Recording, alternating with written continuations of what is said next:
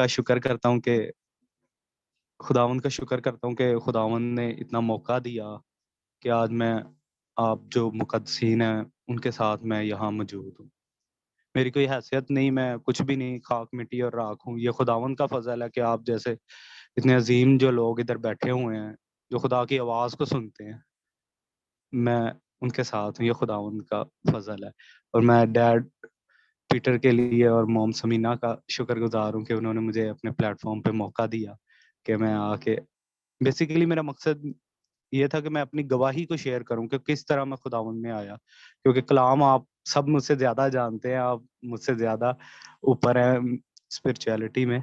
तो मेरा बेसिक मकसद ये है कि कलाम के साथ अपनी गवाही को अटैच करके आपके फेथ को मोटिवेट कर सकूं कि खुदावंद सब कुछ कर सकता है। अगर वो मुझे चुन सकता है तो कैन डू एवरीथिंग।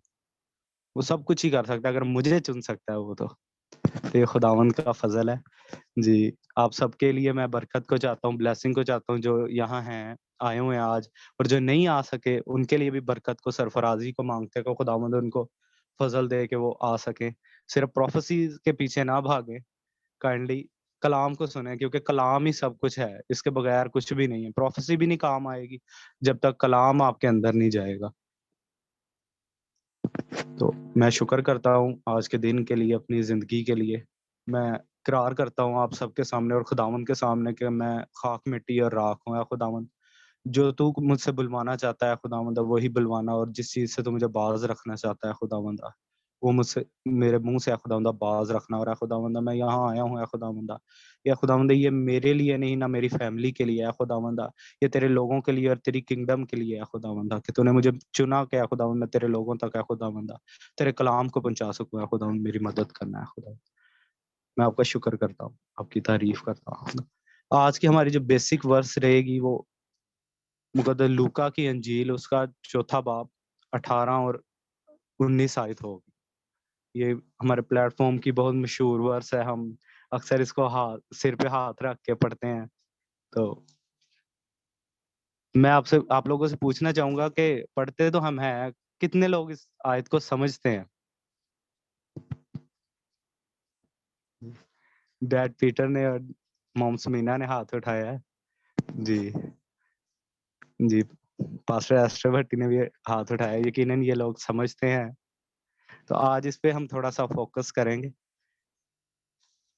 इधर खुदावंद कहते हैं कि खुदावंद का रूह मुझ पर है, इसलिए उसने मुझे मसा किया कि कैदियों को रिहाई और अंधों को बेनाई पाने की खबर सुनाऊं, कुचले हुओं को आजाद करूं और खुदावंद के साले मकबूल की मुनादी करूं। इंग्लिश में है, the spirit of the Lord is upon me, he has anointed me to preach the gospel to the poor, he has sent me to heal the broken hearted, to proclaim liberty to the captive and recovery of the sight to the blind, to set at liberty those who are oppressed, to proclaim acceptable year of the Lord। तो यहाँ हम सीखेंगे कि इधर खुदावंद यीशु मसीह जो हमारे निजात दहिंदा है, वो कहते हैं कि खुदावंद का रूह मुझ पर है। इसका मतलब है कि खुदावंद रूह से भरे हुए हैं। ठीक है, वो खुद खुदा है और वो कह रहे हैं कि खुदावंद का रूह मुझ पर है, इसलिए उसने मुझे मसा किया।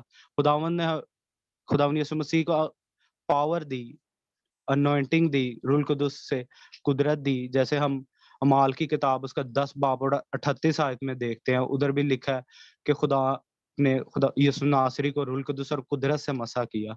सेम बात यही है, यहाँ कंफर्मेशन है कि खुदावंद यीशु मसीह कह रहे हैं कि उसने मुझे मसा किया, उसने मुझे ताकत दी। ताकत इसलिए दी कि गरीबों को खुशखबरी देने। वही सेम चीज जब हम अपने ऊपर डिक्लेयर करते हैं, इट्स मीन कि हमारे पास भी वही पावर है, वही अनॉइंटिंग है, वही मसा है जो खुदावंद ने खुदावंद यीशु मसीह को दिया और हमें भी दिया। अब हमें उसको यूज करना है। बेसिक वर्स यही है कि गरीबों को खुशखबरी देने। अब गरीब कौन है इस दुनिया में? मैं समझता हूँ जो जिसके पास पैसे नहीं है ना, वो गरीब नहीं है। जिसके पास होली स्पिरिट नहीं है, जिसके पास जीसस नहीं है, वो गरीब है। एक वक्त था मैं गरीब था, लेकिन आज मैं अमीर हूँ। खुदावंद के नाम में मैं अमीर, क्योंकि मेरी लाइफ में यीशु है। मेरी लाइफ में यीशु है। आज मैं अमीर हूँ, मेरी लाइफ में यीशु। खुदावंद के प्यार के लिए शुक्र करते हैं। कुचले हुओं को आजाद करूं, जिनको शैतान ने ऐसे चक्रों में फंसाया है ठीक है? उनकी लाइफ में ऐसी सिचुएशन क्रिएट की है कि उन्होंने दुःख ही उठाते रहे हैं, तो वो कुचले हुए हैं। उनको हमने आज़ाद करना है। हमें खुदावंद ने चुना है। आगे कहते हैं अंधों को बनाई पाने की खबर। अभी यहाँ फिज़िकल हीलिंग की ब बात है और स्पिरिचुअल हीलिंग की भी बात है। अंधों को बनाई जो खुदावंद को जानते ही नहीं है, जिनकी रूहानी आँखें नहीं खुली हुई, जो पहचानते ही नहीं है कि खुदावंद हमसे मोहब्बत करता है, हमें खुदावंद को पहचानना है, उसकी मोहब्बत को पहचानना है। शैतान ने आँखों के आगे पर्दा डाला हुआ है। कलाम हम सुनते तो हैं, लेकिन शैतान ने ऐसा सिस्टम किया होता है हमारे माइंड में कि कलाम ना दिल में जाता है, ना अंदर प्रॉपर दिमाग में जाता है। हम सुनते तो हैं, वो कानों से बाहर ही गिर जाता है, वो अंदर नहीं जाता।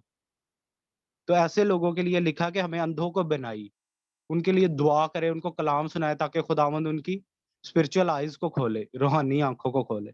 आगे है कि कैदियों को रिहाई। मेन हमारा टॉपिक ये है आज, स्पिरिचुअल प्रिज़न, रूहानी कैद। आज हमारा मेन टॉपिक ये है, रूहानी कैद, स्पिरिचुअल प्रिज़न, या हिंदी में कहें तो इसको कहेंगे आत्मिक कैद। जी, कैदियों को रिहाई।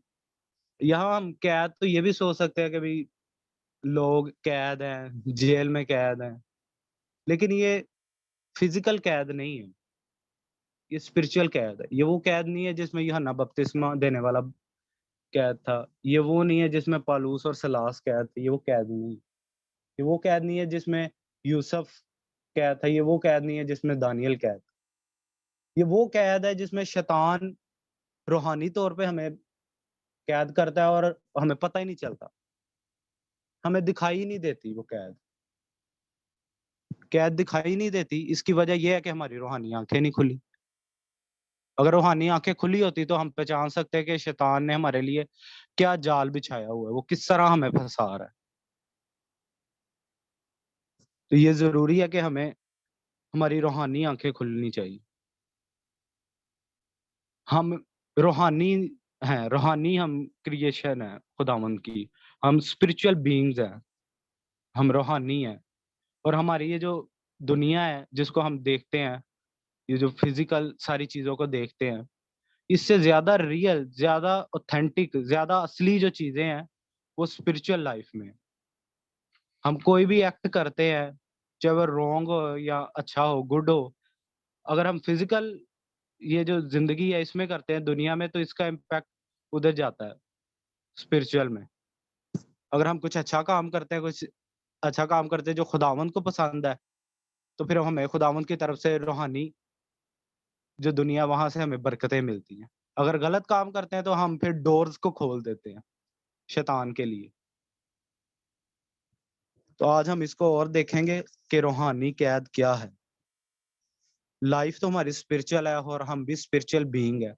तो इसलिए चाहिए कि हम अपनी लाइफ़ को स्पिरिचुअली तौर पर ट्रीट करें, क्योंकि ये बहुत ज़रूरी है। और मैंने ऐसे ही अपनी लाइफ़ का काफ़ी हिस्सा मैंने इसीलिए वेस्ट किया क्योंकि मैं इस चीज़ को समझ नहीं पा रहा था। जो लोग खुदावंद के साथ नहीं चलते, जो न्यू बॉर्न अगेन नहीं होते, जिनको अभी खुदावंद की निजात का तजुर्बा नहीं होता, वो फिर खुदावंद के साथ नहीं होते, वो शैतान के साथ चल रहे होते। और जब वो शैतान के साथ चलते हैं, खुदावंद में नहीं होते, फिर शैतान उनको अपने साथ अटैच रखने के लिए उनको ऐसी कैद में फँसा के रखता है। उसको हम रूहानी कैद कहते हैं। वो हमें नज़र नहीं आती, हम फँसे होते हैं। अब कुछ लोग हैं जो खुदा की खिदमत भी करते हैं, लेकिन उनको पता नहीं होता कि हम रूहानी कैद में हैं।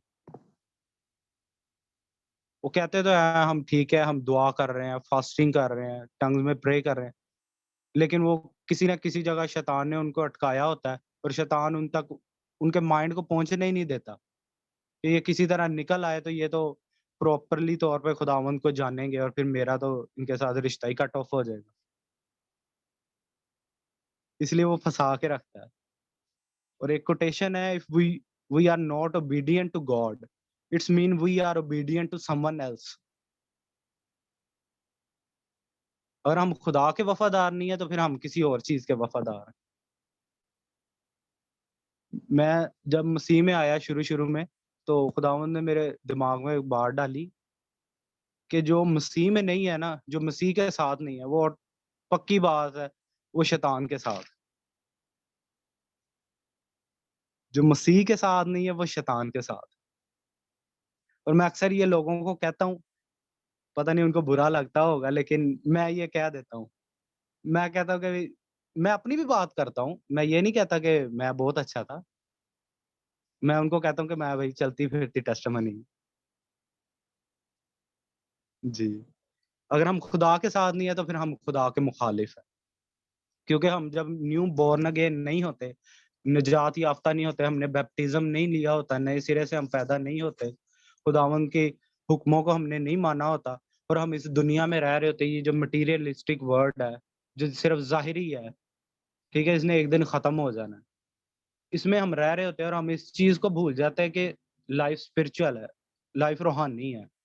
हम इस चीज़ को भूल जाते हैं और हम अपने कामों में लगे रहते हैं, दुनिया के कामों में, जो सिर्फ़ फ़िज़िकल काम। हमें अपनी रूहानी ज़िंदगी का पता ही नहीं होता। कई दफ़ा हम देखते हैं किसी का एक्सीडेंट हो गया, तो हम कहते हैं कोई मसला नहीं, ये तो सबके साथ ही होता है, इसके साथ भी हो गया तो क्या? घरों में डाइवोर्स हो रहे हैं, हम कहते हैं कोई मसला नहीं, ये तो यूजुअल बात है, सबके साथ हो रही है, हमारे साथ होगी तो कोई मसला नहीं। बच्चे ड्रग्स में फँसे हुए हैं, पोर्नोग्राफ़ी में फँसे हुए हैं, हम कहते हैं कोई मसला ही नहीं, लड़ाई-झगड़ा है, गरीबी है, अभी तो पाकिस्तान में देख लें लोगों का ज़्यादा ये होता है, बस साडे क्रिश्चियन लोग हुंदे ही गरीब ने, वो यही कहेंगे। वो ये नहीं सोचेंगे कि हम किस जगह पे फँसे हुए हैं या पीछे बिहाइंड जो फोर्सेस काम कर रही हैं, जो शैतान की ताकतें काम कर रही हैं, उनका भी इश्यू हो सकता है। ठीक है? सॉरी, थोड़ी-सी इंटरप्शन हो रही। जी। तो ये जो चीज़ें हैं, गलत कामों में लोग फँसे हुए हैं, इनको ऐसे ही ना समझे कि ये बस ऐसे ही हो रही हैं। ये सारे शैतान के प्रोपेगेंडाज़ हैं, प्रोपेगेंडा है शैतान का, कि वो लोगों को फँसा के रखे। अगर हम खुदा को जान गए, अगर हमें पता चल गया कि खुदावंद ने हमारे लिए क्या प्लान्स रखे हैं, फिर तो हम निजात पा लेंगे और यही शैतान नहीं चाहता। इसलिए उसने ऐसे प्लान्स बनाए हुए हैं। ये स्पिरिचुअल प्रिज़न्स हैं एक तरह की, जिसमें शैतान हमें फँसा के रखता है और हम सोचते हैं कि भई सबके साथ हो रहा है तो हमारे साथ भी हो रहा है। तो ऐसा नहीं है, आज हमें इस पे गौर करने की ज़रूरत है कि ये सबके साथ हो रहा है, तो ये क्यों रहा है? मैं तो खुदा का बेटा हूँ, फिर मेरे साथ तो नहीं होना चाहिए।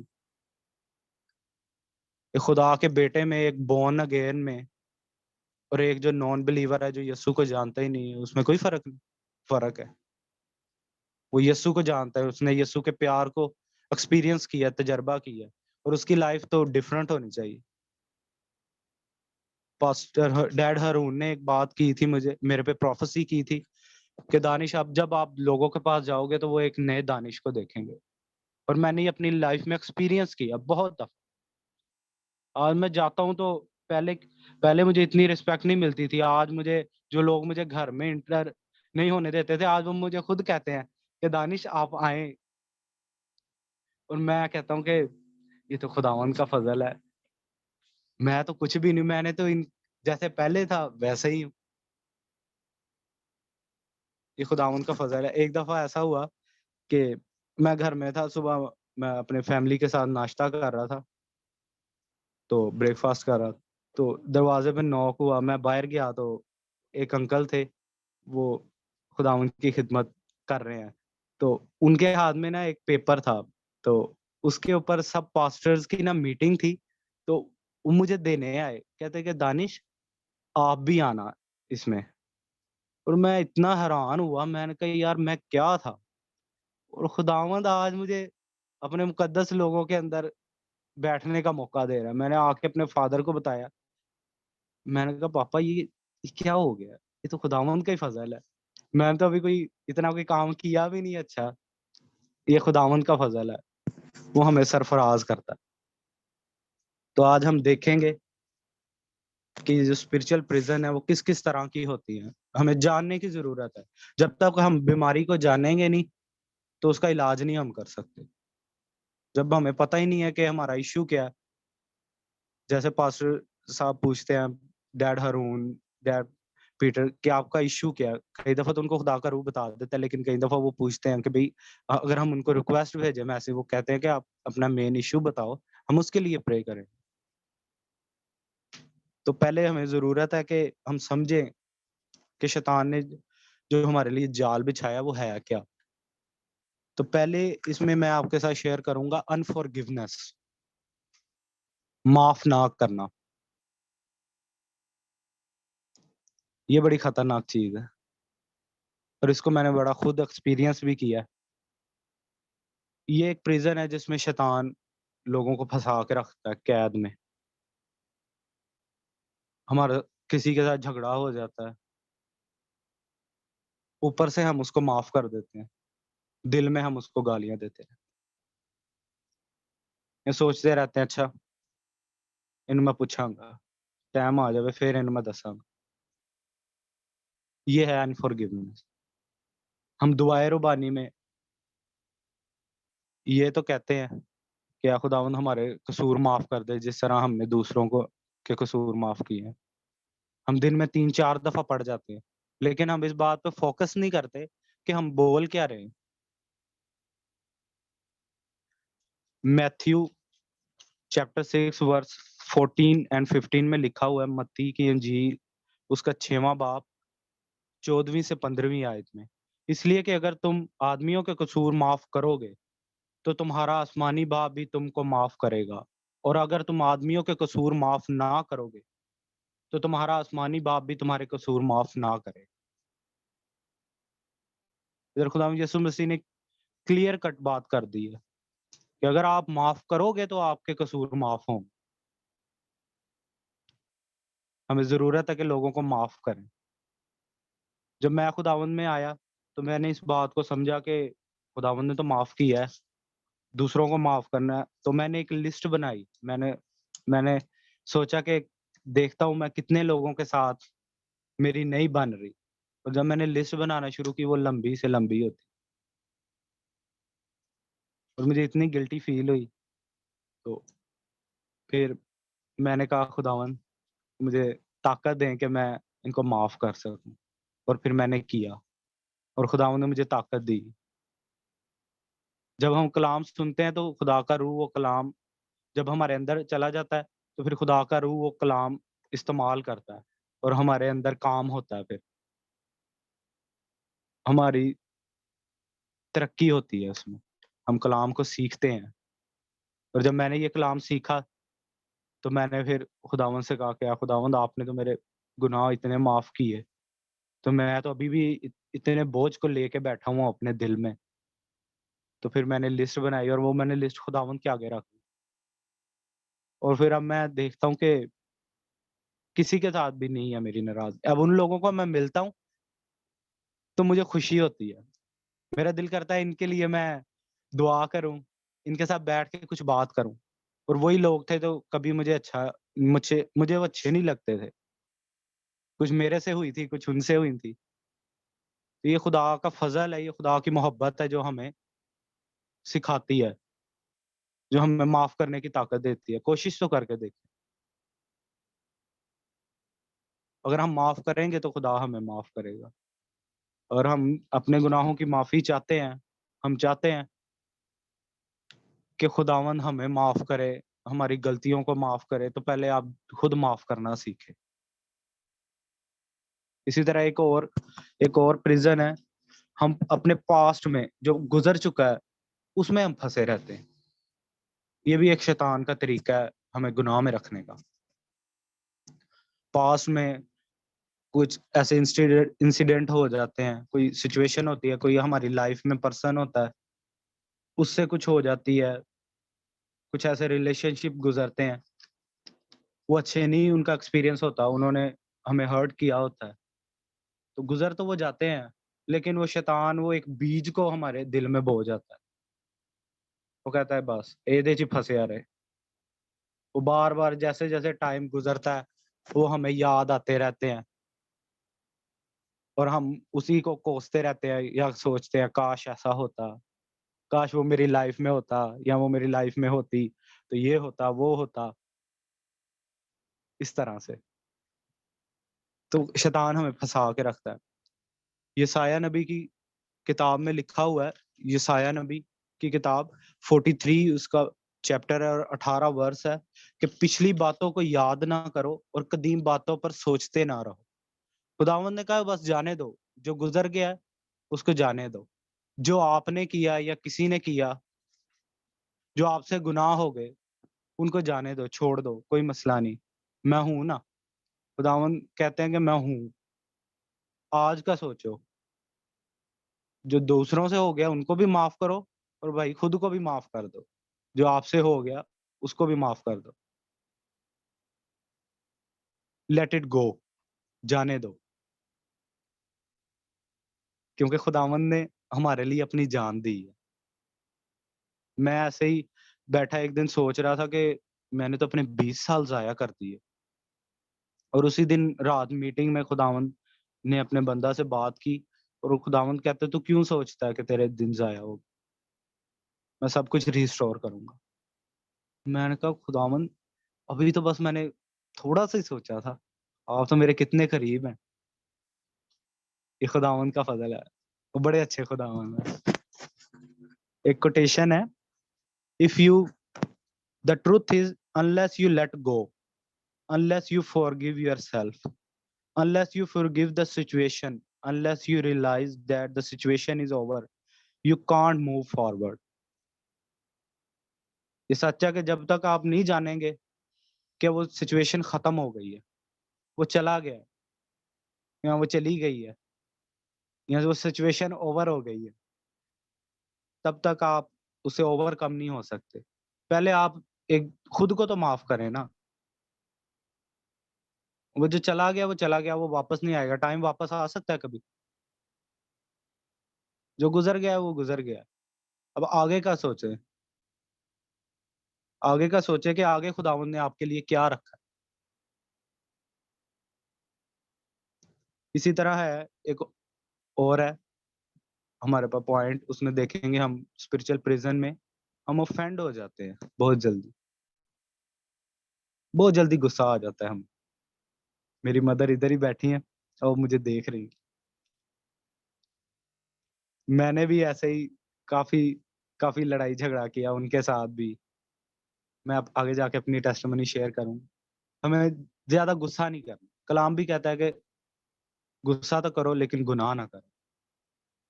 ये शैतान का एक और प्लान है कि वो गुस्सा दिला के हमारे मुंह से ऐसी बातें निकल जाती हैं, या हम गुस्से में दूसरों के लिए ऐसी प्लानिंग कर जाते हैं, ऐसा कुछ सोच जाते हैं जो हमें खुदावंद की हजूरी से बाहर निकाल दे।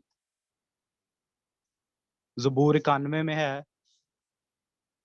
ज़बूर 91 में लिखा है कि सर एक मिनट, ज़बूर 91 आप निकालिएगा उसकी पहली वर्स।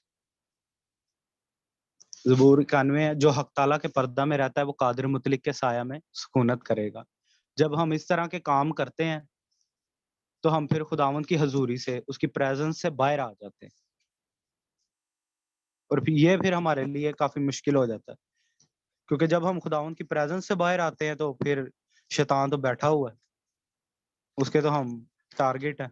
वो तो फिर झपट पड़ता है शेर की तरह, क्योंकि अब इसके तो वो सोचता है कि इसकी जो बाढ़ थी, जो प्रोटेक्शन थी, वो तो खत्म हो गई। वो प्रोटेक्शन तो हमने खुद खत्म की है। इसलिए हमें सोचने की जरूरत है। आज का जो दौर चल रहा है, अफरा तफरी है, एज अ क्रिश्चियन हमें, एज अ मसीही हमें सोचने की जरूरत है कि अगर कोई हमारे साथ लड़ाई झगड़ा कर भी रहा है तो हमें बर्दाश्त करने की जरूरत है। अगर हम उसको अलाउ करते हैं कि वो हमें ऑफेंड करे और हम गलत बातें बोले, तो ये हम सिन कर रहे हैं एक तरह, क्योंकि हम उसको अलाउ कर रहे हैं कि वो हमें गुस्सा दिलाए और हम फिर आगे गुनाह करें। ये चीज है, इससे हमें बचने की जरूरत है। ऑफेंड से होता क्या है, हम उस कामों से हट जाते हैं जो खुदा ने रखे, उस राह से भी हट जाते हैं, हम फिर अपनी प्लानिंग करना शुरू कर देते हैं। शैतान फिर हमारे माइंड में प्लान डालता है, अच्छा अब इसने ये किया है तूने ऐसा करना है। फिर हम ये भूल जाते हैं कि खुदावंद ने कहा कि माफ करो। इस चीज को हम फिर पीछे कर देते हैं, खुदावंद की बात को पीछे कर देते हैं और अपनी प्लानिंग को आगे ले आते हैं। दरअसल अपनी हमारी प्लानिंग नहीं होती, वो शैतान की प्लानिंग होती है। और मुझे बाजी सिद्रा ने एक दिन कहा कि हमें गुस्सा आता नहीं है, हमें दिलाया जाता है। शैतान के प्लान होते हैं कि इसको गुस्सा आएगा, घर में लड़ाई झगड़ा होगा, मियाँ बीवी में लड़ाई झगड़ा होगा, फैमिली डिस्टर्ब होगी, दुआ से पीछे हट जाएंगे और फिर मैं एंट्री मारूंगा। ये शैतान का प्लान है। लेकिन हमें उसके प्लान को रद्द करना है और खुदावंद की मर्जी को आगे रखना है। अब हम देखेंगे कि अनफॉरगिवनेस से होता क्या है। ये अनफॉरगिवनेस जो है, ना माफ करना, हमारे और खुदा के दरमियान में एक दीवार को खड़ा कर देती है। कई दफा हम कहते हैं हमारी दुआएं क्यों नहीं सुनी जा रही, उसकी वजह यही होती है, हमने चाचे से लड़ाई की हुई है, बहन से लड़ाई की हुई है और मांग हम दुआए रहे हैं, ऐ खुदा मैंने गड्डी दे दे, ऐ खुदा मेरा ऐ मसला हल कर। जो खुदावंद ने जो हुक्म दिए हैं, क्या हम उनको पूरा कर रहे हैं? पहले हमें ये देखने की जरूरत है।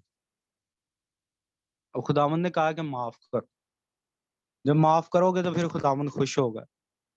हाँ जी, ये है मुश्किल काम, लेकिन खुदावंद जब सामर्थ्य देते हैं, जब ताकत देते हैं, जब स्ट्रेंथ देते हैं, तो फिर कुछ भी मुश्किल नहीं होता। न जोर से न ताकत से, सिर्फ खुदा के रूह से होगा। आज आज अगर मैं यहाँ बैठा हुआ हूँ तो ये खुदावंद का रूह है, मैंने कोई अच्छा काम नहीं किया, तो खुदावंद का फजल है कि मैं आज यहाँ बैठा हूँ। अनफॉरगिवनेस से हमारी स्पिरिचुअल ग्रोथ रुक जाती है। जो खुदावंद ने हमारे लिए प्लान रखे होते हैं, उसमें डिले होना शुरू हो जाता है, वो हमारी वजह से, क्योंकि हम अनफॉरगिवनेस करते हैं। अनफॉरगिवनेस से हमारी जिंदगी में जहर आ जाता है एक तरह का। ये स्लो पॉइजन है जो आहिस्ता आहिस्ता हमारी जो स्पिरिचुअल लाइफ है उसको खत्म करता है, एक कड़वाहट पैदा कर देता है। खुदा तो मोहब्बत है, खुदा ने तो हमारे इतने गुनाह माफ कर दिए, क्या हम किसी का एक गुनाह नहीं माफ कर सकते? किसी की एक बात बर्दाश्त नहीं कर सकते? अगर हम कहते हैं कि हम मसीह के बच्चे हैं, हम यहोवा पुत्र हैं, तो हमारा करैक्टर भी वैसा होना चाहिए। तो खुदावंद हमें तौफीक दे, इतनी सामर्थ दे कि हम ऐसा कर सकें। एक और चीज है, मैं आपके साथ शेयर करना चाहूंगा, ये भी स्पिरिचुअल प्रिजन में ही है। अनहेल्दी रिलेशनशिप, ऐसे रिलेशनशिप, ऐसे रिश्ते जो खुदा की तरफ से नहीं। अगर हम मिसाल की किताब में देखें, प्रोवर्ब्स में चैप्टर 1 जो वर्स है 10 से 19 तक, उसमें खुदावंद कहते हैं कि तू उस औरत से बाज रह जो अपनी जवानी के फर्जंद को छोड़ देती है।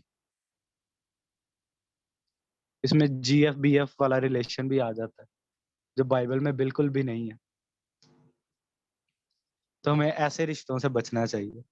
ये सारे रिश्ते खुदावंद की तरफ से नहीं है।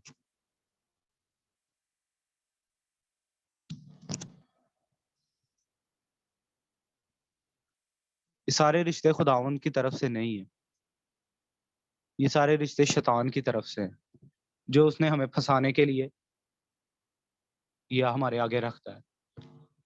एक दफा पास्टर डैड पीटर प्रोफेसी कर रहे थे, तो उन्होंने कहा कि मैं एक मिठाई को देख रहा हूँ, वो ट्रायंगल में है मिठाई, मिठाई है या केक है। फिर उन्होंने उनका उसका मतलब बताया कि ये शैतान की तरफ से है। शैतान अपने किसी बंदे के आगे, खुदा के बंदे के आगे कुछ ऐसी चीज रख रहा है जो देखने में तो अच्छी है, लेकिन वो खुदा की तरफ से नहीं। शैतान हमारी लाइफ में या हमारे सामने कोई ऐसी चीज नहीं रखेगा जिससे हम डर जाएं। वो ऐसी चीज रखेगा जो हमें अच्छी लगे, हमें देखने में अच्छी लगे, उसी से हम अट्रैक्ट होंगे और उसको मौका मिल जाएगा। तो ऐसे रिलेशनशिप जो खुदा की तरफ से नहीं है, उनसे बचें। ये GF BF वाला कोई रिलेशनशिप नहीं होता, बाइबल में कहीं भी नहीं है, इससे बचें। इसके थ्रू शैतान हमें फंसाने की कोशिश करता है। इससे बचने की कोशिश करें। और जो अगर हम हमारा फ्रेंड सर्कल देखें, हमारे कुछ ऐसे दोस्त होते हैं जो बिलीवर्स भी होते हैं, लेकिन वो खुदा को नहीं जानते। वो कुछ ऐसे काम कर रहे होते हैं। मैं कॉलेज में था, यूनिवर्सिटी में था, तो मेरे दोस्त थे, वो सिगरेट पीते थे।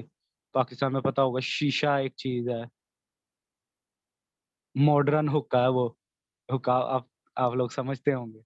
तो वो आगे से कहते हैं कि नहीं नहीं, ये तो कोई चीज, कोई मसला ही नहीं है, ये तो वो है, शीशा है, इसमें तो कुछ होता ही नहीं है। लेकिन ये भी तो नशा ही है, और खुदावंद ने तो नशाबाजी से मना किया वो। तो ऐसे लोगों से, ऐसे फ्रेंड से किनारा करें। मैं आपको एक अपनी बात बताऊंगा। जब मैंने खुदावंद को कबूल किया, तो कोविड भी इसमें आ गया। तो जब मैं अपने कॉलेज दोबारा गया, जो मेरे फ्रेंड सर्कल था, मैं उनके साथ बैठा, तो गाली गलौच वो उसी तरह से उनका जारी था। अब मैं बड़ा बड़ा बड़ा परेशान हुआ कि मैं अब क्या करूं। तो मैंने उनसे अलहदा होकर बैठना शुरू कर दिया, और उन्होंने मुझे बातें शुरू कर दी कि तू एटीट्यूड दिखाना शुरू कर गया है, ये है वो है। तो मैंने उनको साफ बात की, मैंने कहा यार, अगर आपने गाली गलौच करना है तो मैंने आपके साथ बैठना ही नहीं। तो वो मुझसे और ज्यादा ना गुस्सा करने लग गए कि ये पता नहीं इसको क्या हो गया, ये एटीट्यूड दिखाने लग गया। लेकिन मैंने एक बात सोची हुई थी, मैंने कहा मैंने लोगों को खुश नहीं करना। मुझे नई लाइफ मिली है, मुझे इसको संभाल के रखना है। ये जो फ्रेंड है, ये तो 2-4 दिन के लिए है, लेकिन खुदावंद हमारे साथ आखिरी सांस तक वो हमारे साथ ही रहता है। उसने कहा तेरे माँ बाप छोड़ जाएंगे, लेकिन मैं तुझे कभी ना छोड़। ये खुदावंद का फजल है कि वो अच्छे परमेश्वर है और उन्होंने हमें चुना है। ये सारे रिलेशनशिप जो है वो शैतान की तरफ से। आप फोकस करें, देखें आपके फैमिली में आपके बच्चे, आपके आपके बहन भाई कैसी सोसाइटी में बैठ रहे हैं, उनकी कंपनी कैसी है। उनको ऐसे लोगों के साथ लगाएं जो खुदा के रूह से भरे हुए हैं। जब मैं इधर ग्लोरी पे आया, तो मैंने फिर अपनी लाइफ में चेंज देखा। अगर आप गलत लोगों में बैठेंगे तो फिर गलत चीजें ही सीखेंगे। फिर आपकी जो होलीनेस है, जो आपने इतना टाइम खुदा में लगाया है, वो खराब होता जाएगा।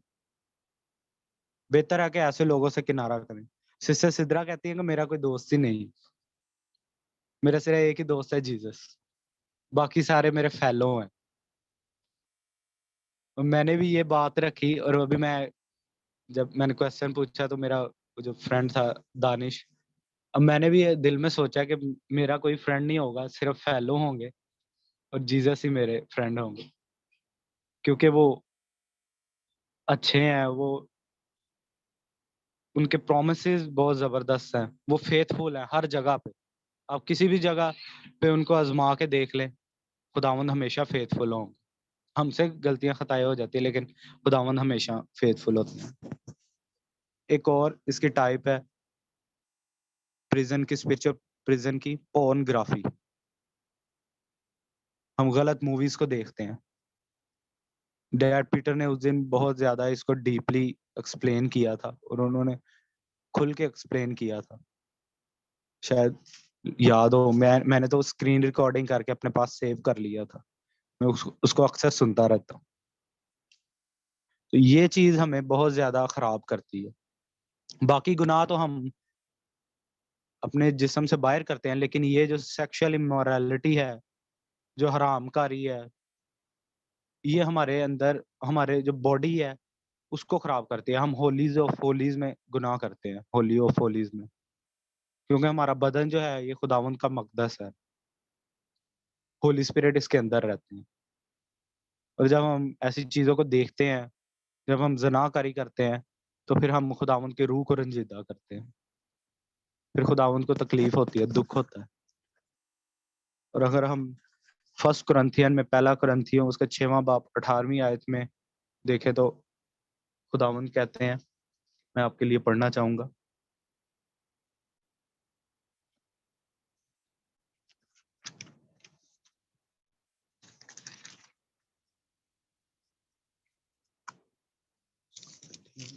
चैप्टर 6,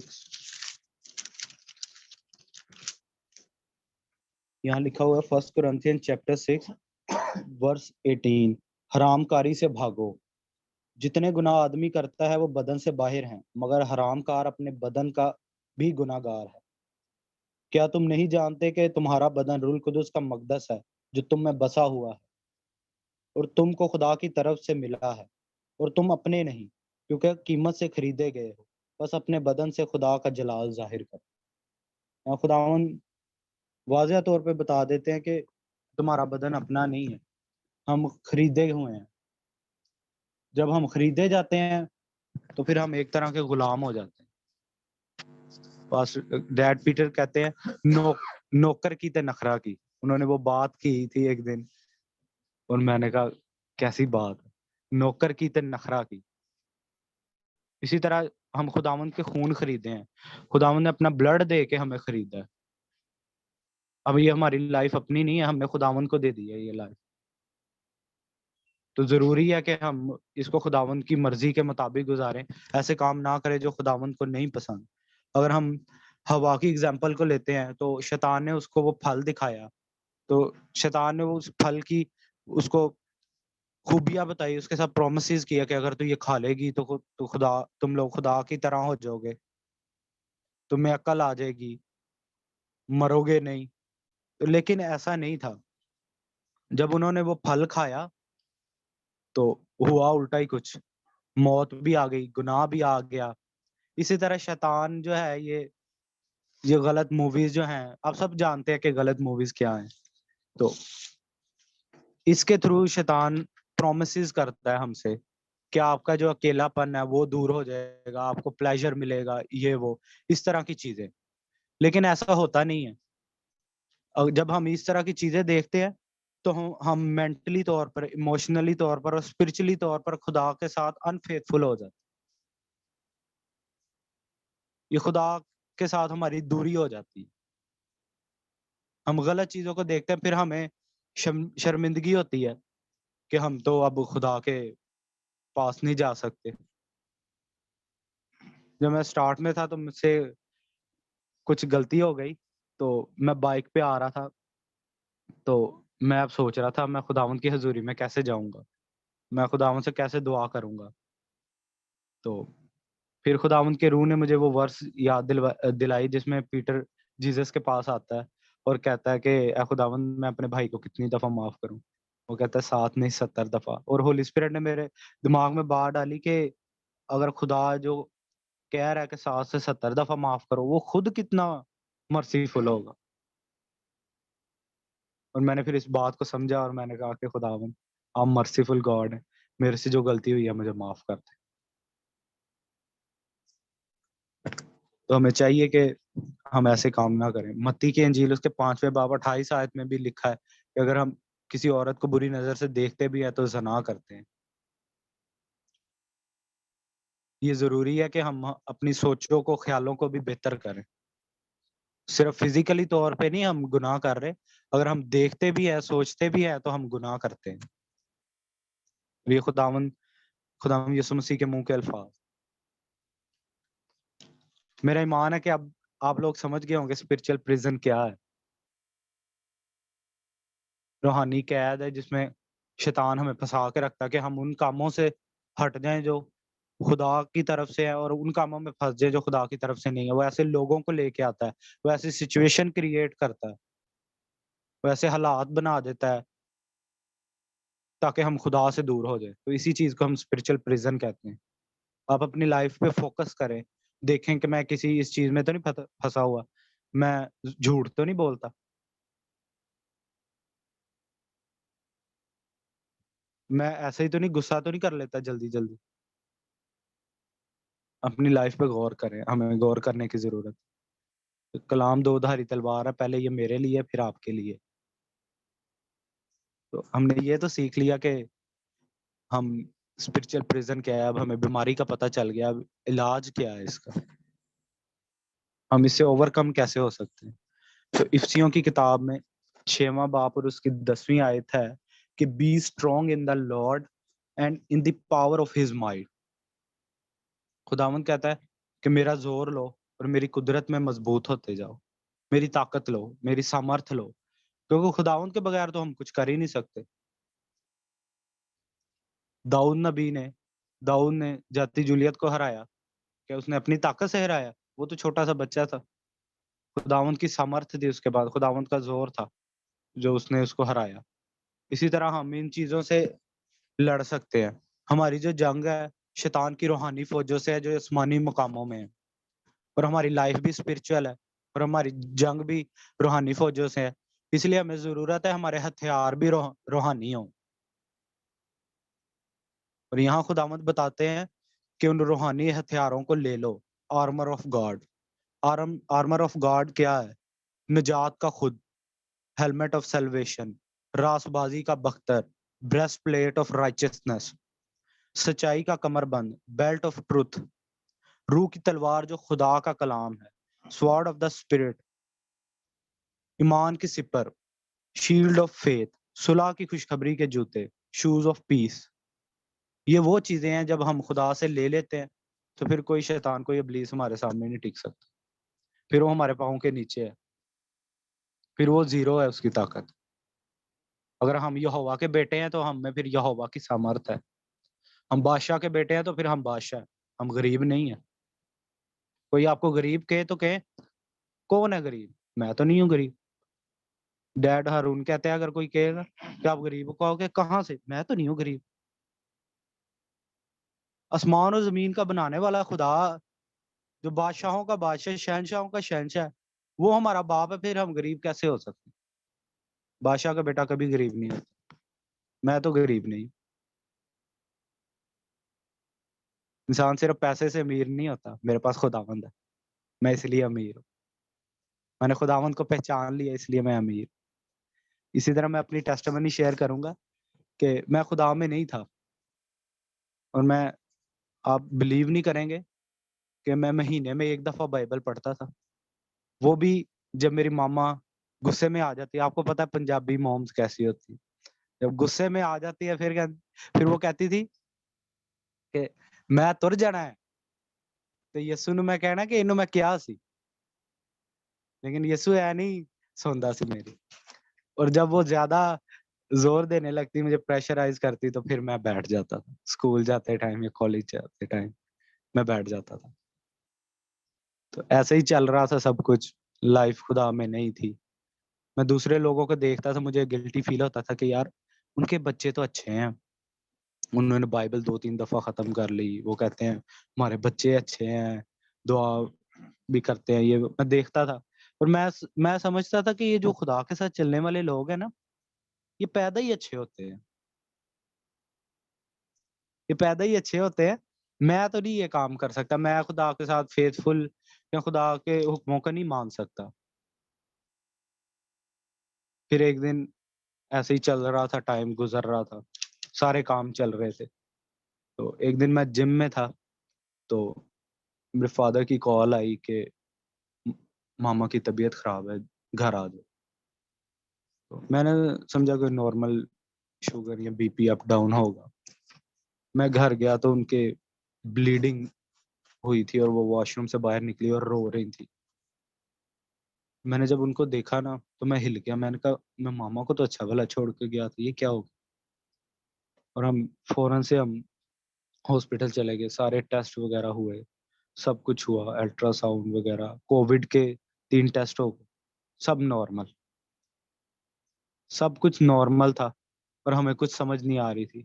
फाइनेंसेस लग रहे थे, टाइम वेस्ट हो रहा था, समझ नहीं आ रही थी और हम टेंशन में कि हमारी मदर को हो क्या गया।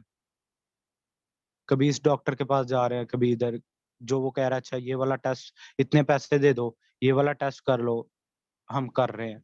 कोविड का सीज़न था, तो हम रिस्क नहीं ले रहे थे कि हम एडमिट करवाएँ मामा को। तो हमने एक प्राइवेट क्लिनिक में मामा को एडमिट करवा दिया और वहाँ से ट्रीटमेंट शुरू करवाया। जब ट्रीटमेंट शुरू करवाया, तो जब वो कंप्लीट हो गया, तो हालत और ज़्यादा ख़राब हो गई और उस टाइम मैं बहुत ज़्यादा गुस्से वाला था। लाइफ़ अभी चेंज नहीं हुई थी, तो मैं डॉक्टर के साथ लड़ पड़ा। मैंने कहा, "तू किस चीज़ के पैसे ले रहा है? मेरी मदर की तो हालत और खराब हो गई। मैंने शोर मचा दिया उनकी क्लिनिक में। तो फिर कुछ कर तो नहीं सकते थे अब। मैं फिर बोल के, गुस्सा करके मैं आ गया। और मैंने शुरू से ही अपनी मामा की बात भी नहीं मानी। और आज वो बैठी हुई है इधर। मैंने उनकी बात भी नहीं कभी मानी, ना खुदा की बात मानी। और इसी तरह से वो सिचुएशन ऐसी थी कि मामा की बाजू इतनी इतनी हो गई थी और मुझे डर लगने लग गया था। तो मामा रात को सोई होती थी और पापा ऐसे उंगली लगा के चेक करते। और मेरे कुछ अपने डिसीजन, फैसले ऐसे थे कि मैं वहां से भी, मुझे काफी तकलीफ हुई। और एक दिन मैं रात को लेटा हुआ चारपाई पे, गर्मियां थी, और मैं ऊपर आसमान की तरफ देख रहा था और मैं रो रहा था। मामा भी साथ लेटी थी, हालत बहुत खराब थी। और मैंने खुदा को कहा कि खुदावंद, ये मेरे साथ क्यों हो रहा है, मेरे साथ ही क्यों हो रहा है। शायद वही टाइम था जो खुदावंद ने सुन लिया। और मैं ऐसे ही रोता रोता सो गया। फिर एक पास्टर जी हैं, भाई जमील, आप लोग जानते हैं, मेरी आईडी पे होते हैं। उनकी सिस्टर ने मुझे बताया कि एक पास्टर जी हैं, उनसे दुआ करवाओ। जब उनसे दुआ करवाई तो हमें पता चला कि विच क्राफ्ट का इशू है, किसी ने जादू टोना कर दिया। और हम और ज्यादा घबरा गए। तो उन्होंने कहा कि घर आना पड़ेगा। उस टाइम मैं ग्लोरी के साथ अटैच नहीं था। उन्होंने कहा घर आना पड़ेगा। तो हमने कहा ठीक है। जब वो आए घर, उन्होंने प्रे की। तो वो फास्टिंग में थे, तो मामा कुछ बहाल होना होना शुरू हुई। तो वो उन्होंने कहा कि नीचे ना कालीन बिछाओ, कारपेट बिछाओ, दुआ करनी है। मैंने कहा कि पास्टर जी, बेड है, सोफा है, इस पे बैठ के करे। वो कहते कभी दुआ सोफे बेड पे नहीं बैठ के। हमने फिर नीचे बैठ गए। और उन्होंने उन्होंने हमें कहा कि पहले तौबा और बपतिस्मा लो। उन्होंने कहा कि तौबा करो। और मेरी सिस्टर मिल्का रूथ यहाँ बैठी हुई है, वो भी उस टाइम वहां थी, घर में ही, भावलपुर में। तो वो वो बैठी हुई थी, मेरी मामा थी बैठी, पापा जॉब पे थे, जॉब पे। तो उन्होंने कहा तौबा करो, और मैंने भी ऐसे कर लिया नीचे। और मुझे पता है कि वो तौबा तौबा नहीं थी, मुझे अच्छी तरह पता है। तो जब वो पास्टर जी दुआ कर रहे थे और मैंने आंखें बंद की हुई थी और मैंने तौबा नहीं की, तो पास्टर जी के साथ खुदा के रूह ने बात की और उन्होंने कहा कि दानिश, खुदावन तुम्हें इस्तेमाल करना चाहते हैं। और मैं रोने लगा। मैं इतना रोया। वो मुझे चुप करवाए। उन्होंने कहा कि मैंने तुझे क्या कह दिया। मेरी बहन मुझे चुप करवाए, मेरी मामा चुप करवाए। और मुझे लगा ऐसे किसी ने ना अंदर से मेरे सब कुछ जो बोझ है वो खींच के बाहर निकाल दिया। और मैंने यकदम बहुत हल्का फील किया। और मुझे ये भी था कि मैंने इतना इतना खुदावंद के साथ, खुदावंद के खिलाफ चला, नहीं कोई काम किया खुदावंद के मुताबिक, गलत सोसाइटी में था, गलत काम किए, तो खुदावंद ने मुझे कैसे चुन लिया। फिर उन्होंने कहा कि तू खुदावंद का सूरमा बनेगा। मुझे 50-50 यकीन था। मैंने कहा अच्छा चलो, खुदावंद ने कह तो दिया, चलो देखते हैं। मैं सच्ची बात बता रहा हूँ। तो फिर वो 2 दिन और रहे, दुआ उन्होंने की, फिर वो चले गए। वो टाइम था। अब मुझे तो पता चल गया कि खुदावंद ने मुझे चुना है। तो अब वो चले गए। तो उस टाइम मेरे पास कोई भी ऐसा बंदा नहीं था जो मुझे सिखा सकता कि खुदा में कैसे चलना है। वो टाइम मेरे लिए बड़ा डिफिकल्ट था। अच्छा, मुझे पता था, अच्छा जी दुआ करनी है। दुआ मैंने करना शुरू कर दी, बाइबल पढ़ रहा था, कोई समझ नहीं आ रही थी, बस पढ़ी जा रहा था। और गुनाह भी उसी तरह से ही हो रहे थे, गुनाह उसी तरह हो रहे थे। तो मैं कोशिश कर रहा था कि रुकूं, पर नहीं हो पा रहा था, पता जो नहीं था चलना कैसे है। तो एक दिन शैतान ने मेरे दिमाग में बात डाली, अगर तुझे खुदा ने चुना भी है तो फिर तू अभी क्यों ऐसे काम कर रहा है। तो मेरे ये मुंह के अल्फाज है, मैंने भाई जमील को कह दिया कि खुदावंद ने बंदा ही गलत चुन लिया, खुदावंद ने बंदा ही गलत चुन लिया है। खुदावंद को नहीं पता मैं चल ही नहीं सकता, इतनी बड़ा काम मुझे दे दी। अगर खुदावंद को पता होता मैं चल सकता हूँ तो मुझे ठीक कर देते, मैं सही तरह से चल लेता। तो मैंने इस तरह की बातें शुरू कर दी और मैंने मैंने कहा कि नहीं, बस मुझे ये काम नहीं करना, मैं अपनी पुरानी लाइफ में वापस चला गया। और उस टाइम सिस्टर सिद्रा को पता था कि इसको खुदावंद ने चुना है। उन्होंने, वो इधर बहावलपुर आई हुई थी, उन्होंने मुझे मिलने के लिए बुलाया कि आप बाइबल कॉलेज ज्वाइन करें, इस तरह से। मैंने कहा ठीक है, मैं ज्वाइन करता हूँ। तो लेकिन उस टाइम मैंने फिर दुआ वगैरह सब कुछ करना छोड़ दिया। तो एक दिन ऐसे ही मेरे माइंड में आया कि अच्छा चलो, खुदा के साथ चलना तो नहीं है, चलो बाइबल ही पढ़ के देख लेते हैं। मैंने सिस्टर सिद्रा को मैसेज किया, मैंने कहा आप मुझे बताएं मैं बाइबल को किस तरह से पढ़ना स्टार्ट करूं। तो इनकी मुझे पहली दफ़ा कॉल आई रात को, और ऐसी बात करते करते मैंने शेयर किया कि मैंने कहा ये काम बड़ा मुश्किल है, तो मेरे जैसा बंदा नहीं कर सकता। ये वो खुदावंद के चुने हुए लोग होते हैं, वो पैदा ही अच्छे होते हैं, मैं तो ये काम नहीं कर सकता। मैंने इनको क्लियर कट कह दी। लेकिन खुदावंद ने इनको मेरे लिए ही भेजा था। तो खुदावंद ने इनको काउंसलिंग की गिफ्ट दिया हुआ है। तो इन्होंने 1.5 घंटा मुझ पे लगाया और इन्होंने मुझे एक स्टोरी सुनाई कि एक बंदे के घर में 10 कमरे थे। मैं थोड़ा शॉर्ट करूँगा। तो उसको शैतान आके बार-बार मारता था और वो यीशु को कहता था कि यीशु, शैतान मुझे क्यों मारता है? तो यीशु ने कहा कि तू मुझे घर के 1 कमरा दे दे। तो फिर उसको शैतान मारता था। इसी तरह करते-करते 9 कमरे उसने जीसस को दे दिए। एक अभी भी उसके पास था, और फिर रात को शैतान आता होता था तो उसको मारता था। तो वो कहता था कि यीशु, मैंने तो अब आपको 9 कमरे दे दिए हैं, तो अभी भी शैतान मुझे आके मारता है। तो उसने कहा, जीसस कहते हैं कि तूने मुझे अपना पूरा घर नहीं दिया, तूने जिधर 9 कमरे दिए हैं, मैं वहीं, वहां तक की मेरी पहुंच है, मैं वहीं तक प्रोटेक्शन कर सकता हूँ। और फिर वो, हाँ जी, वो फिर वो बंदा कहता है कि जीसस आप रुके, मैं वो कमरे में ना कुछ ऐसी चीजें हैं जो आपको नहीं पसंद, मेरे को ऐसी चीजें हैं वो उनको मैं निकाल दूं, फिर आप अंदर आना। तो वो बंदा निकाल देता है सारी उन चीजों को, और फिर जीसस को वो 10वां कमरा भी दे देता है। फिर उस रात आता है शैतान, दरवाजा खड़काता है तो अंदर से शेर के दहाड़ने की आवाज आती है। और वो कहता है कि पहले दिन पहले तो नहीं ऐसा कभी हुआ। और जब वो दरवाजा खोलता है तो आगे जीसस होते हैं। फिर जीसस उसकी पिटाई करते हैं। और जब बंदा वो सुबह उठता है और कहता है कि जीसस आज तो नहीं शैतान आया, तो जीसस ने कहा अब तूने मुझे अपना पूरा घर जो दे दिया, पूरा दिल जो दे दिया, पूरी लाइफ जो दे दी, अब शैतान का यहाँ कोई काम नहीं। और मैंने उस बात को समझा, मुझे पता चल गया कि खुदा के साथ चलना कैसे है। और फिर मैंने अपना फ़ोन खाली कर दिया, मैं म्यूज़िक लवर था। मैंने फ़ोन खाली कर दिया, मूवीज़ डिलीट कर दी, सब कुछ डिलीट कर दिया। और मैंने जो मसीही सॉन्ग्स हैं वो मैंने अपने फ़ोन में कर लिए और मैंने उनको सुनना शुरू कर दिया। और मेरे पीछे सिस्टर सिद्रा दुआ करती। उन्होंने कभी मुझे कहा नहीं था, लेकिन एक दिन मुझे पता चल गया। मैंने उनको कहा कि ऐसा ही नहीं सब कुछ छूट गया मुझसे, आपने मेरे लिए दुआ की। मैं आप लोगों को भी यही कहना चाहूँगा, सिर्फ़ ये ना किया करें कि सिर्फ़ बपतिस्मा बंदे को दे दिया या तौबा के लिए उसको कह दिया। उस पे नज़र भी रखें, क्या वो चल पा रहा है कि नहीं? अगर वो इतना ही अच्छा होता तो पहले से ही चल पा रहा होता खुदा में। अगर वो नहीं चल पा रहा है इसका मतलब वो कमज़ोर है। उसको आपकी हेल्प की ज़रूरत है। आप उसको सिखाएँ कि खुदा का कलाम है क्या? जब आप उसको सिखाएँगे तब वो चल पाएगा। और आज तक उन्होंने मुझ पे नज़र रखी हुई है।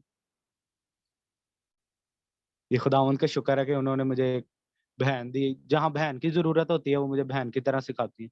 जहाँ माँ की ज़रूरत होती है वो माँ की तरह मुझे सिखाती है। उन्होंने कभी मुझे फ़ील नहीं होने दिया कि मैं उनका भाई नहीं हूँ। उन्होंने हमेशा कहा है कि आप मेरे छोटे भाई हो। हर तरह से वो मुझे सपोर्ट करती हैं। फाइनेंशियली तौर पे भी सपोर्ट करती हैं। प्रे भी हर वक़्त करती हैं। जब मैं उनको कहता हूँ कि सिस्टर जी मेरे लिए प्रे करें, तो वो कहती हैं कि आप तो हमेशा मेरी प्रे में हो। और मैं एक बात बताना भूल गया कि जब मैं मसीह में नहीं था तो मेरी मामा चिट के ऊपर मेरा नाम लिख के, पास्टर अनवर फजल है, पाकिस्तान में खुदा के बड़े खादम है, तो उनकी प्रे चलती थी तो नीचे आगे टीवी के आगे रख देती थी नीचे कि खुदाया मेरा बेटा ठीक हो जाए। ये खुदावंद का फजल है। इन दोनों लोगों की दुआओं से मैं आज यहाँ बैठा हूँ। हम मसीह में आते हैं ऐसे ही नहीं आ जाते, लोगों की दुआएं होती हैं, लोगों ने मेहनत की होती है। मैं मामा अपने के साथ बहुत लड़ता था, गुस्सा आता था कि ऐसे ही मुझे कहती रहती है दुआ करो, ये जब करनी होगी मैं कर लूंगा। और आज वो मुझे कहते तू तो चुप ही नहीं करता, पहले तो बोलता नहीं सी, पहले मैं दसदी सी तेनू ते खुदा दा कलाम, ते हुण तू दसदा ते चुप ही नहीं करता। मैं कहता हूँ कि पहले आप कहती थी, फिर मेरे मेरे बाप की आवाज मैंने सुनी, और आज मैं यहाँ हूँ तो मैं सिर्फ अपने बाप को ग्लोरीफाई करने आया हूँ। फिर मेरी लाइफ तब्दील हो गई और आज तक मैं यहाँ हूँ। ये ग्लोरी में आना भी खुदावन की तरफ से था, ये सब कुछ प्रोफेटिक था। जब मैं पास्टर हारून से मिला, पास्टर कामरान से मिला, फिर मैंने एक हफ्ते के लिए मैं ना दुआ में चला गया और मैंने घुटने टेक के दुआ की। जब मैंने सीख लिया ना कि अब चलना कैसे है, तो मैंने और कुछ नहीं मांगा। मैंने खुदावन से कहा, खुदावन बस मुझे माफ कर दो। मुझे डर, जैसे अभी पास डैड पीटर कह रहे थे कि दाऊद को डर हो गया कि होली स्पिरिट चला जाएगा, वैसे मुझे ये डर लग गया कि अब खुदावन, मैंने तो फिर उल्टे काम किए हैं, पता नहीं खुदावन मुझे छोड़ देंगे अब उसी तरह से। तो मैं डर गया और मैंने घुटने टेक के दुआ करना शुरू कर दी। तो मुझे शर्म भी आ रही थी, मैंने कहा पहले तो नहीं घुटने टेक के कि मेरा फादर है, मदर है, लेकिन मैंने कहा नहीं, मैंने खुदावन से माफी मांगनी है, मेरे से फिर गलत काम हो गया। तो मैंने मांगी फिर खुदावन से माफी। तो फिर खुदावन ने बात की डैड हारून के थ्रू, और उन्हें खुदावन ने पूछा कि तू क्या चाहता है, और मेरे मुंह से यही निकला कि मैं सिर्फ खुदावन की खिदमत करना चाहता हूँ। मेरे माइंड में कुछ आया ही नहीं, और उन्होंने फिर मेरी जिंदगी को और ज्यादा खोला, और मैंने फिर समझा कि खुदावन का प्यार क्या है। डैड पीटर नाम लेते हैं एक बंदे का, जॉन रिमेरिज नाम है उसका। अगर आप उसकी टेस्टिमनी को आप सुने तो वो भी मेरी तरह का ही बंदा था। अगर खुदावन हम लोगों को चुन सकता है तो खुदावन कुछ भी कर सकता है। आज अपनी आप सिचुएशन पे ना देखें, ये देखें कि खुदावन कितना बड़ा है। खुदावन कहता है मैं तेरी क्रिमजी जो गुनाह है ना, उनको भी बर्फ की माने सफेद कर दूं।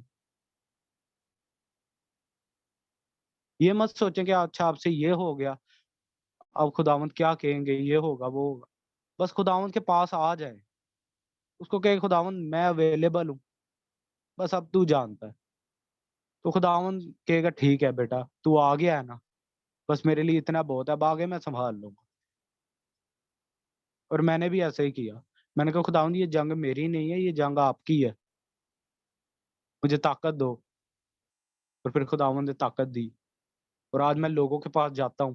पहले मेरी टांगे कांपती थी, चर्च में मैंने कभी आयत नहीं पढ़ी थी, कभी दुआ नहीं की थी, और अब मैं अपने चर्च में प्रीच करता हूँ। खुदावन के अपने नाम को जलाल देता हूँ, अपने बाप के नाम को जलाल देता हूँ। आज मैं यहाँ आया हूँ तो सिर्फ अपने बाप के नाम को जलाल देने के लिए। आप लोग मुझसे कलाम आप बेहतर ज्यादा जानते हैं, क्योंकि आप सीनियर हैं सब लोग, स्पिरिचुअली आप मदर फादर हैं हमारी।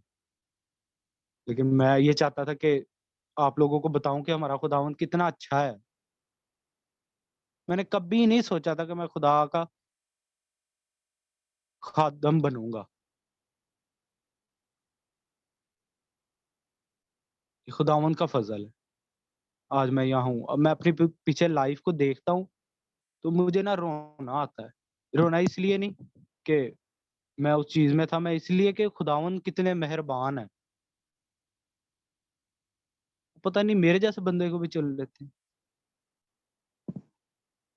ये खुदावंद का फजल है। खुदावंद बड़े अच्छे हैं। मैं उनको अकेले में कहता होता हूँ कि खुदावंद आप तो बड़े अच्छे हैं, मैं तो कुछ भी नहीं हूँ, आप इतनी बरकतें मुझे दे रहे हैं, मैंने तो कभी कोई अच्छा काम नहीं किया।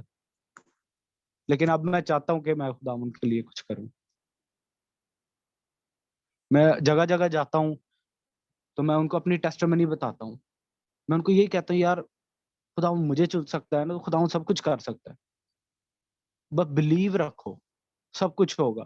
जब मैं किसी बंदे को इधर मिनिस्ट्री पे लेके आता हूँ, तो अक्सर मैं प्रेयर रिक्वेस्ट नहीं डालता। मुझे पता है कि यहाँ खुदावंद का तख्त लगा हुआ है, तो खुदावंद को पता है, मैं तो खुदावंद का ही तो काम कर रहा हूँ। बस मैंने बंदे को पकड़ के इधर बिठा देना है। आगे खुदावंद की मर्ज़ी है।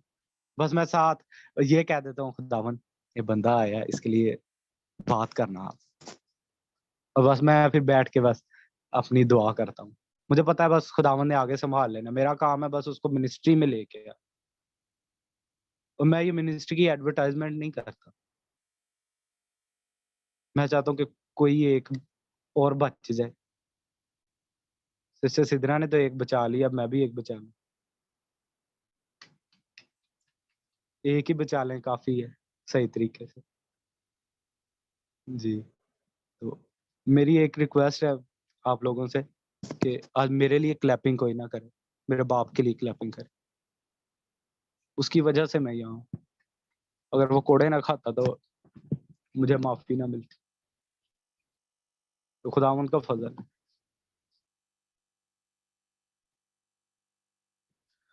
और डैड हारून से मैं रिक्वेस्ट करना चाहता हूँ कि वो कहते हैं कि जब हम खुदावंद के पास आते हैं, तो हमें कुछ तवक्को रख के आना चाहिए।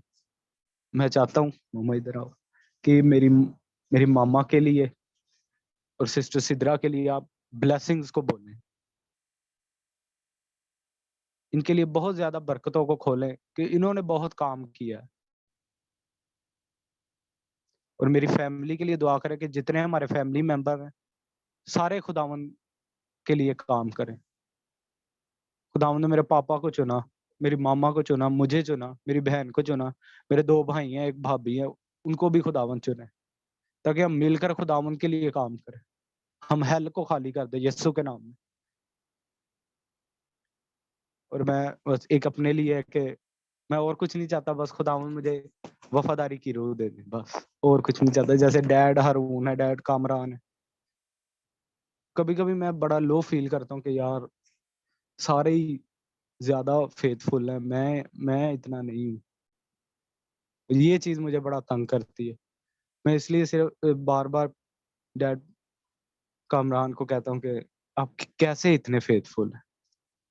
क्योंकि अभी जितना मैंने कलाम को पढ़ा है, खुदावंद बस यही कहते हैं कि अगर तू फ़ेथफुल रहा, अगर तू वफ़ादार रहा, तो फिर होगा। मैं कहता हूँ कि बाकी चीज़ें तो मिल ही जाएँगी। अगर मैं कुछ दे सकता हूँ, तो अपना दिल ही दे सकता हूँ ना खुदावंद को। अगर मैं वो ही दे लूँ, तो बड़ा हो जाएगा। अगर मैं खुदावंद के साथ वफ़ादार हो गया, तो बड़ा कुछ हो जाएगा। जी, टाइम ज़्यादा हो रहा है, तो बस इस चीज़ के लिए आप प्रे कीजिएगा कि पास ये मेरी मम्मा के लिए और सिस्टर सिद्रा के लिए और उनकी मम के लिए ख़ास दुआ कीजिएगा डैड, उनको फ़ीवर है। और मेरी पूरी फैमिली खुदावंद अपने नाम के जलाल के लिए इस्तेमाल करे और मुझे खुदावंद वफ़ादारी की रूह दे। खुदावंद के नाम को जलाल।